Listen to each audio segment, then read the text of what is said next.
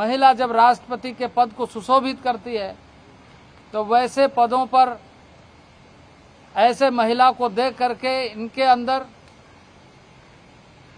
एक तरीके से जिसे कहा जाए जलन होती है, एक तरीके से पचता नहीं है और ये डिहाइड्रेशन का परिणाम है। ये किसी न किसी रूप में ऐसी भाषाओं का प्रयोग करते हुए अपनी उस तरह की बातों को जिससे कि उनके मन में, उनके विचार में, उनके चरित्र में है वो दिखाते हैं। और ये बयान स्पष्ट रूप से ये दिखाता है कि पश्चिम बंगाल की सरकार देश में, देश के आदिवासियों में और राज्य के, पश्चिम बंगाल के भी आदिवासियों का शोषण करते रही है। इससे बिल्कुल स्पष्ट हो गया है कि एक संथाल समाज की महिला जो आज ऐसे पद को सुशोभित करते हुए दुनिया का नेतृत्व कर रही है, भारत का सम्मान बढ़ रहा है। अभी कुछ दिन पहले अंतर्राष्ट्रीय स्तर पर कई देशों के ऐसे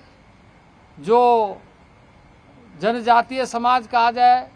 या इंडिजिनस कहा जाए, आदिवासी कहा जाए, ऐसे लोग आकर के लगातार सराहना कर रहे हैं कि भारत ने अपने लोकतांत्रिक मूल्यों को किस तरीके से सुरक्षित रखा है, किस तरीके से मजबूत रखा है और किस तरीके से दुनिया के सामने बताने में सफल हुआ है कि वास्तविक रूप से भारत एक लोकतांत्रिक राष्ट्र है और यहाँ प्रत्येक ऐसे लोगों को, ऐसे समाज को सर्वस्पर्शी, समावेशी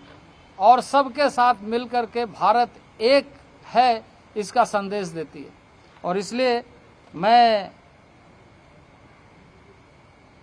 घोर निंदा करता हूं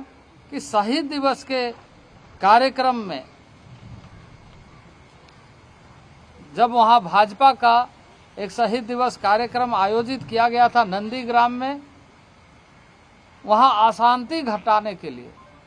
वहां किसी तरीके से घटना घटे, क्योंकि वहां की सरकार, वहां की प्रशासन, वहां के ऐसे गुंडे तबके के लोग लगातार कोशिश कर रहे हैं कि भारतीय जनता पार्टी के कार्यकर्ताओं के ऊपर में हमला किया जाए। वो इस तरीके से षड्यंत्र करके, इस तरह के बयान दे करके और इस तरह का हंगामा करके न केवल देश को अपमानित किया है बल्कि वहाँ के कार्यकर्ताओं को भी प्रताड़ित करने का काम लगातार कर रहे हैं। और इसलिए टीएमसी के मंत्री को तुरंत इस्तीफा देना चाहिए, मंत्रिमंडल से बर्खास्त करना चाहिए और ममता बनर्जी जिसके मंत्रिमंडल में ये मंत्री है, देश के सामने माफ़ी मांगना चाहिए कि पहली बार आज़ादी के बाद